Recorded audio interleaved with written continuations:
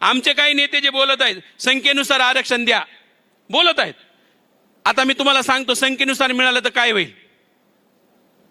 8.5% महारांना आरक्षण मिळेल, संख्या आहे तेवढी. 2% मातंगांना मिळेल, संख्या आहे तेवढी. ढोर आणि चांभारांची संख्या 1.5% बनते, 1.5% मिळेल ढोर आणि चांभारांना. आणि राहिलेल्या 55 जातींना 1% मिळेल. राहिलेल्या 55 जातींना 1% मिळेल. जर संख्येनुसार आरक्षण दिलं तर महारांचा फायदा आहे. आठवले साहेब जे बोलायलेत ना महारांच्या फायद्याचंच बोलायला लागलेत, हे टाकायलेत आठवले साहेबाचं समर्थन. अरे आठवले साहेब तुम्हाला चुना लावायलेत. 8.5% महारांना मिळणार आहे. जेवढ्या नेत्यांनी सांगितलंय ना संख्येनुसार द्या, याचा अर्थ महारांचा फायदा करा अर्थ आहे. आम्हाला टाकले तुमचे नेते समर्थनात आहेत. अरे ते आमच्या जातीचाच फायदा करायला लागले, तुम्हाला कुठे कळायला लागले.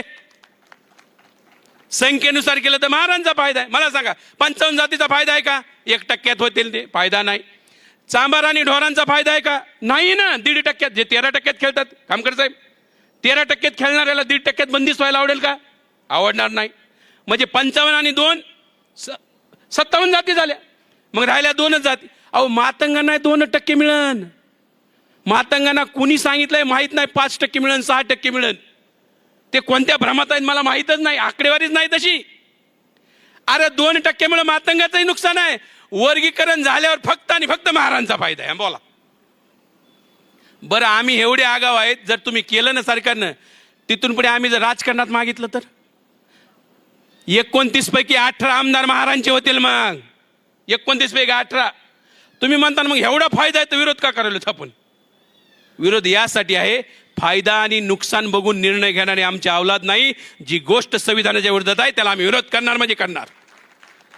फायदा आणि तोटा बघून आम्ही महाराज नाहीत येवत. बौद्ध लोक हे करत नाहीत. बाबासाहेबांच्या विचाराच्या विरोधात आहे म्हणून आम्ही विरोध करायलो.